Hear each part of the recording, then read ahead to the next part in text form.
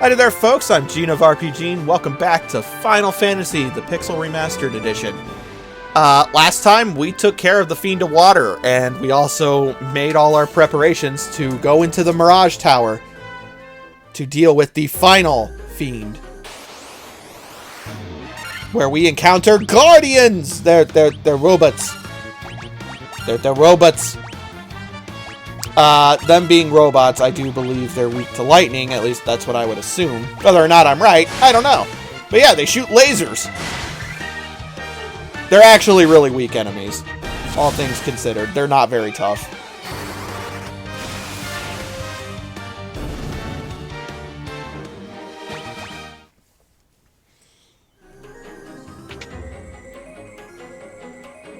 But look at all that treasure. Were-tigers and saber-tooths. Saber-tooths are, I think, actually the strongest rendition of this type of tiger, and were-tigers are... I don't think they're the strongest version of them, but they're up there. Let's go ahead and use the gauntlets and the mage's staff.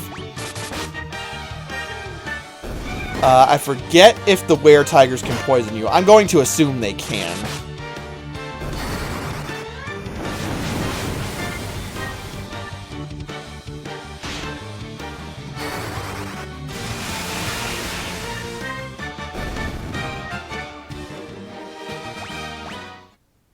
But nothing that the gauntlets and the mage staff can't handle.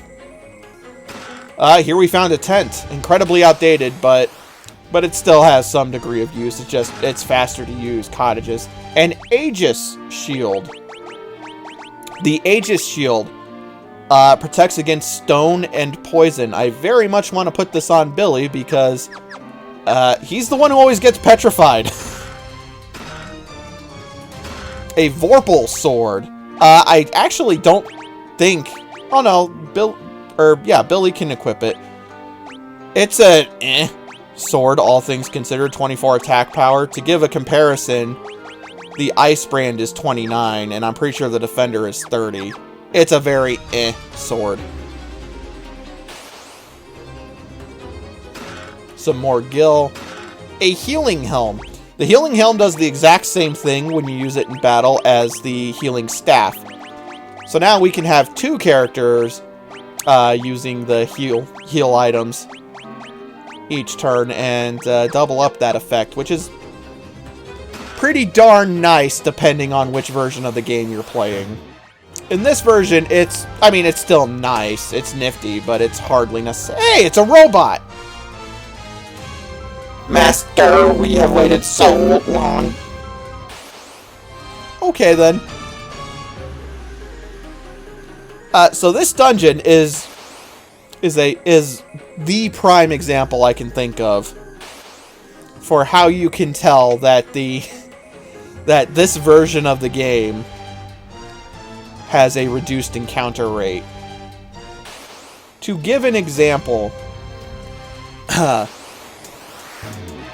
well, first we have new enemies, Black Knights. They're actually relatively tough, believe it or not. Not so tough we can't handle them, though, keep in mind. I say that as though I say they're relatively tough, and they are, compared to other things right now, but I mean, we're so powerful. But as you can see, they actually do have relatively good physical defense.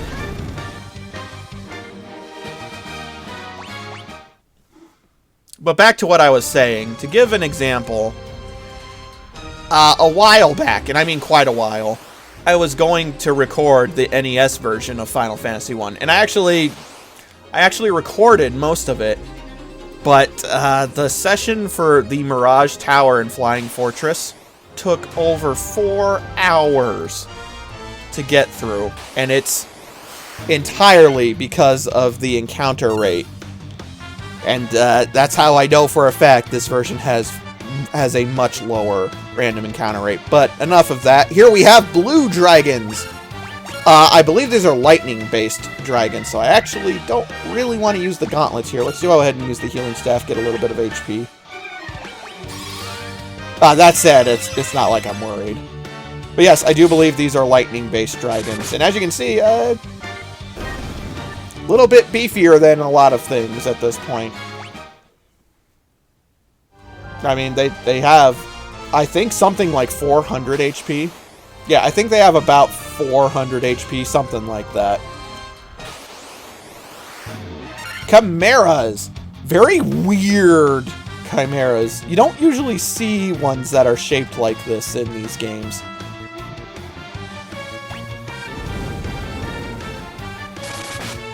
That said, they're not all that tough.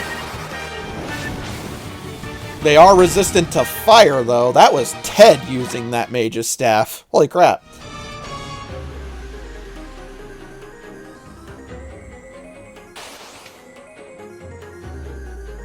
Ah, treasure. Gil.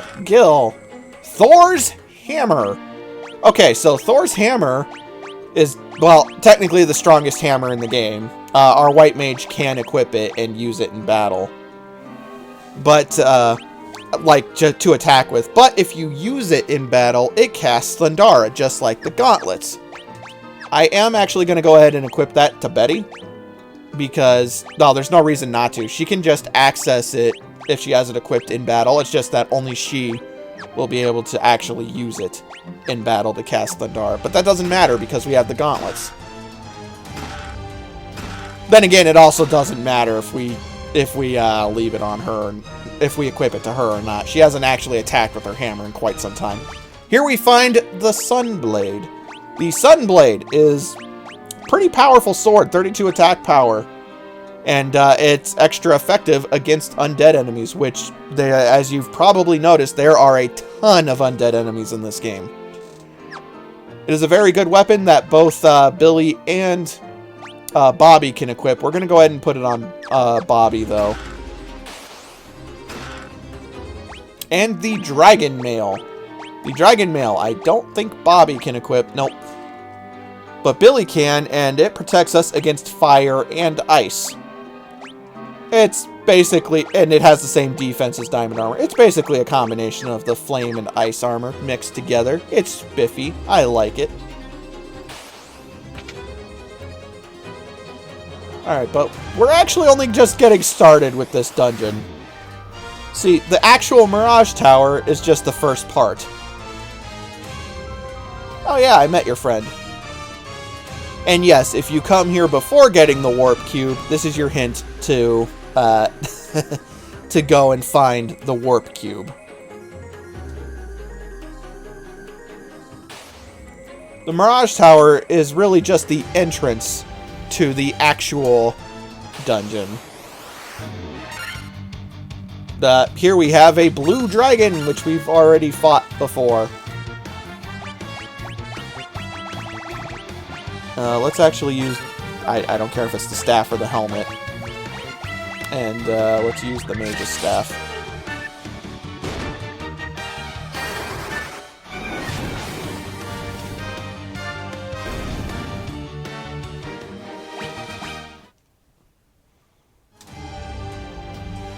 Hi there. Yes, without the Warp Cube, this panel wouldn't do anything.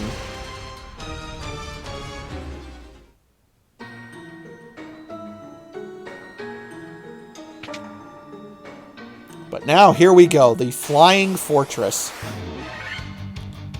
With new encounters, we have a Spirit Naga and an Air Elemental. I'm not sure if the Air Elemental even has a weakness, to be perfectly honest with you, but we'll find out, I guess.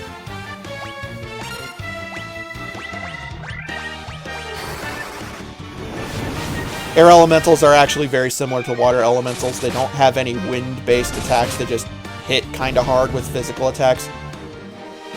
I'm sure the Spirit Naga has something that it does, but I don't remember what it was. Let's take a quick look and see what the Air Elemental is weak to. If anything. Yeah, it's not weak to anything.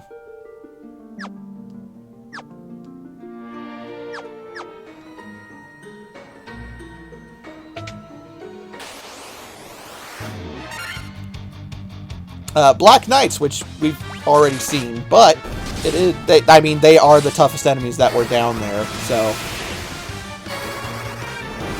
They're also very short. If you actually compare the size of their sprite to, like, us and assume we're normal-sized people, they were very short. Also, there's mana cores here.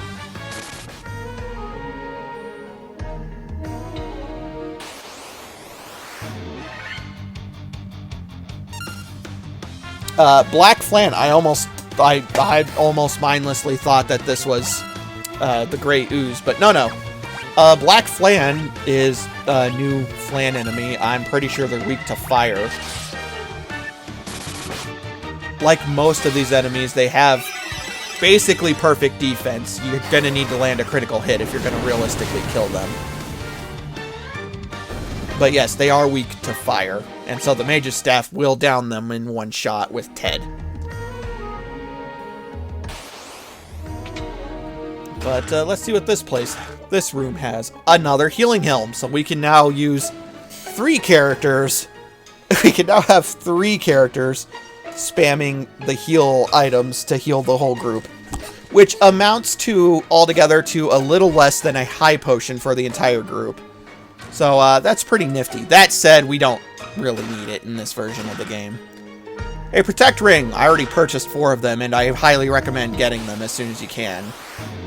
So, Death Knight. The next tier of Dark Knights. I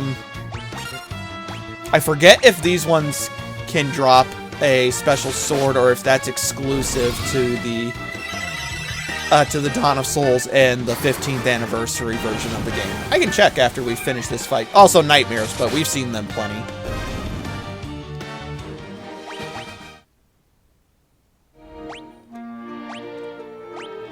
If they can drop that sword, it is stronger than the Sun Sword, but it's also a rare drop. Yeah, no, they can't. That's exclusive to a different version of the game. That's what I thought. But, yeah, they're there. They're okay, I guess. I don't know. Earth Medusa. This is a stronger rendition of Medusa. That's it. It does the same thing as the normal Medusas.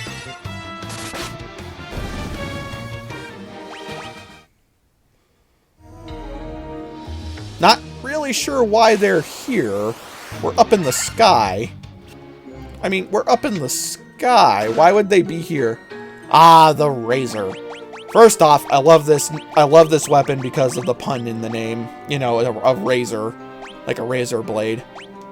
But also, the way it's spelled, it raises the enemies. It is a weapon that's actually really weak, but if you use it in battle, it casts Scourge on all targets. Scourge is a group instant death spell, and so you basically have an infinite means of trying to instantly kill enemies. In this version of the game, it's not all that great. In other versions of the game, it decimates stuff, and that's pretty spiffy. It's a nice way to try and take care of really strong enemies really quickly.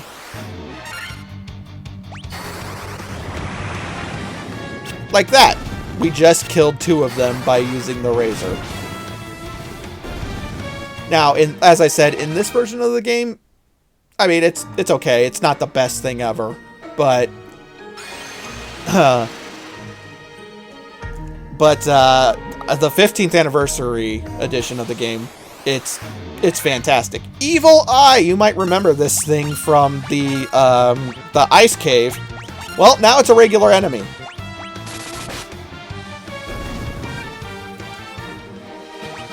Which I'm curious, because that was a beholder in the Japanese edition of the NES version of the Final Fantasy 1. I'm curious if that means there are just beholders here in that version of the game or not. There's a cottage. And a mithril helm. Wow, really underwhelming at this point. Like, we're really past the point of mithril helmets. Some money, although we don't need money anymore. But let's keep looking for treasure. Diamond gloves. Oh, that's more like it, although we don't have anybody to wear those.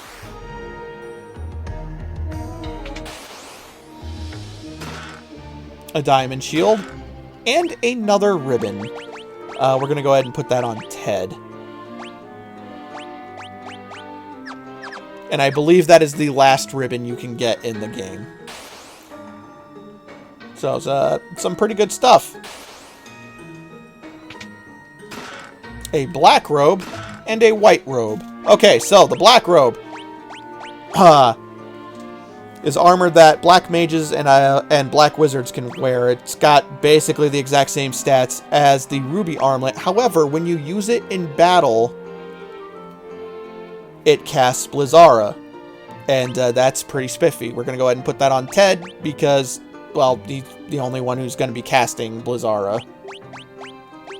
The white robe similarly has the same stats as the ruby armlet. It guards against fire and instant death, or so it says. It casts Invisra when used. Invisra raises the entire party's evasion. So that's pretty spiffy. That one probably won't be getting used, though, admittedly. And shoot, to be fair, I don't know how much the black one will be getting used either. But either way, it's there. Did I check this one? No. And this is an important room, and I almost missed it. With that, we found adamantite. Maybe you all remember the city of Durgar. Well, the cave of Durgar, really. It wasn't a city. But that's where the dwarves were. One of them was wanting adamantite to make a special sword. Well, we just found adamantite, and so... Sorry about that, folks. Had a slight interruption, and had to wait for it to go away. Here we have the Dark Fighter, which has the Null All spell, which boosts its resistance to all magic. Protect ring, some gil, some potion. Alright, a potion, I think. Alright, let's see. Immediately this orb here draws attention. The observation window looks out upon the world. The four forces of fire, earth, water, and wind appear as mist converging on a single point. At a point at the center of the four altars, this must be the location of the Chaos Shrine.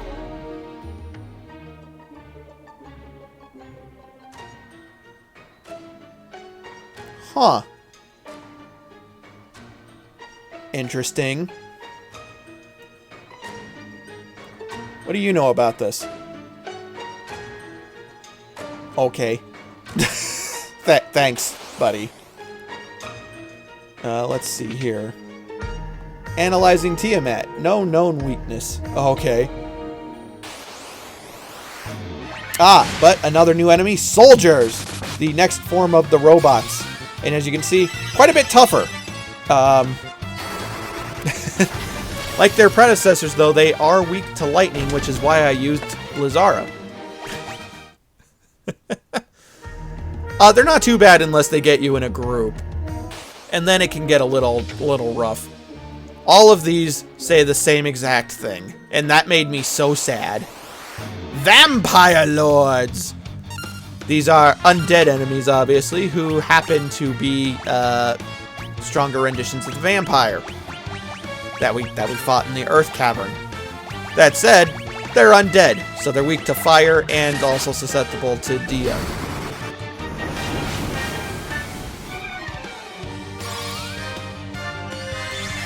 Outside of that, they do exactly what the vampire did, I believe. I don't think they actually have anything exclusive to them as far as abilities go, off the top of my head. But then again, very few things are alive long enough these days, are alive long enough at this point in the game for me to really get a chance to see what they can do.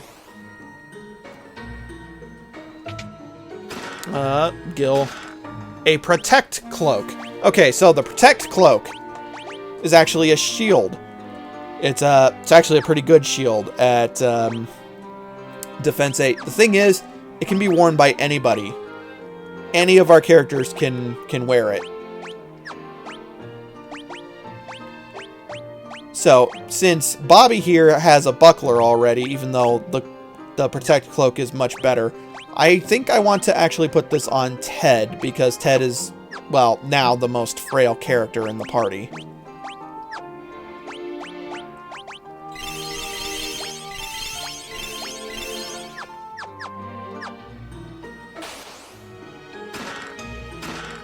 Close. Why is this here? Ah. A gold needle and more gil. We have so much gil, and we're not going to be using it all. Shoot, I don't even know if we're going to use any more gil. Because, seriously, there's really not much left for us to buy. Did I check in here yet? No, I didn't.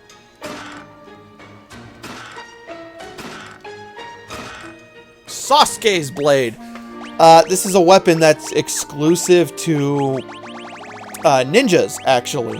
Ninjas being the advanced version of the Thief class. I'm not sure if the Thief can equip it as well. It's actually not a bad weapon, though, for them. It's actually pretty powerful. 33 attack power. Yeah, it's actually pretty powerful. So if you're using a ninja, you probably want to grab that. Anyway, let's go ahead and move on to the next floor. Alright, so this floor. I hate it. This floor is technically a maze. The whole thing loops. The thing is, with the map, it kind of ruins things a little bit. To there, and then to the left. So, 1, 2. Oh, Neo Chews. I did not know these were up here. We haven't seen these in quite a while now. That said, there's still nothing really remarkable about them. As for what they're weak to, I don't know. Probably fire, if I had to guess.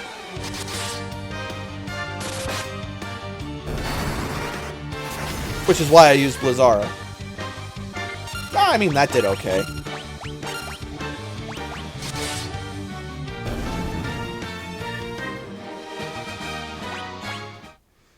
But yeah, I did not know Neo Chews could show up here. Anyway, now we want to go to the left. So yeah, the map feature in this version of the game kind of ruins this puzzle quite a bit. But hey, I'm not complaining.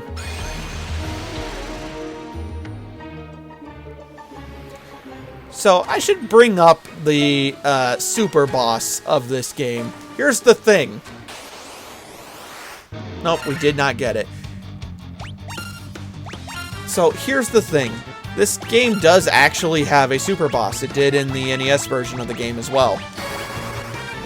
The thing is, it is an absurdly rare encounter here on this one little bridge.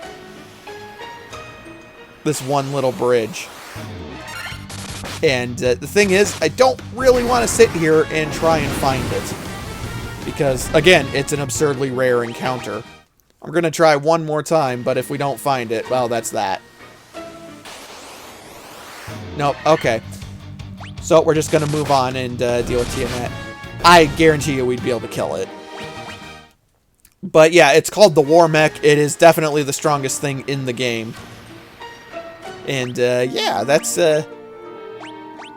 I think it's actually pretty spiffy that even back in the NES version of the game, there was a super boss. Because, I mean, how many games at this point, back in 1987, had something like that? The answer is not very many. But anyway, let's deal with the big bad Tiamat.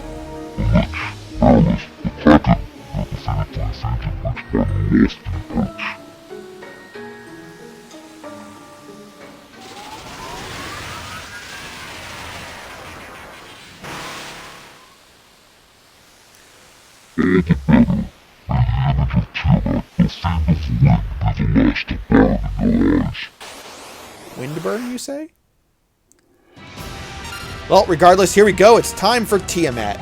So we're going to do basically the exact same strategy that I've been doing. We're going to use the Giant's Gloves with Billy, Temperance with Bobby. I want to use Null Shock with Betty, and Ted is going to use haste on Billy.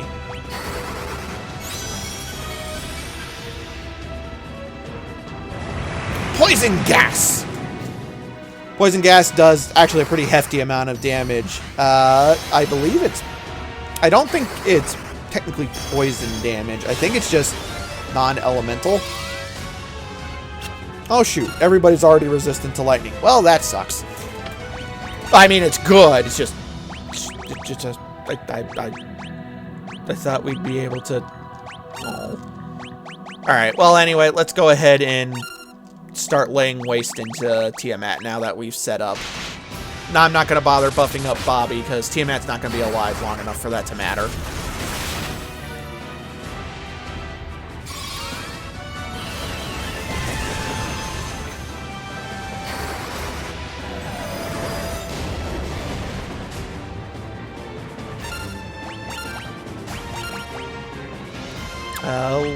Nah, it's gonna die this round. Thunderbolt!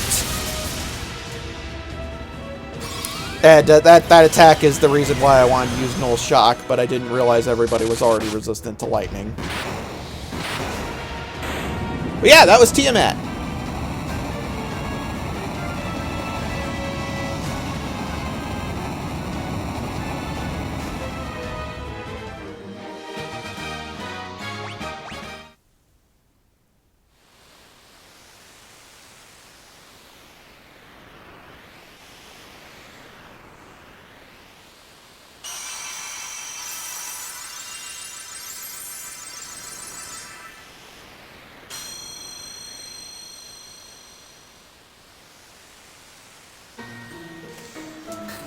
And with that, we've defeated all 4 fiends. Let's heal Ted, because I'm gonna try one more time to get the super boss to spawn. But if it doesn't, I'm not gonna sit here and walk over and over and over again. I just don't care.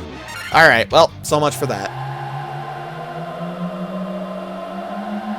You can easily find it on YouTube if you really want to see it. Anyway, we're done with Tiamat's Fortress. Thank goodness. Let's get out of here.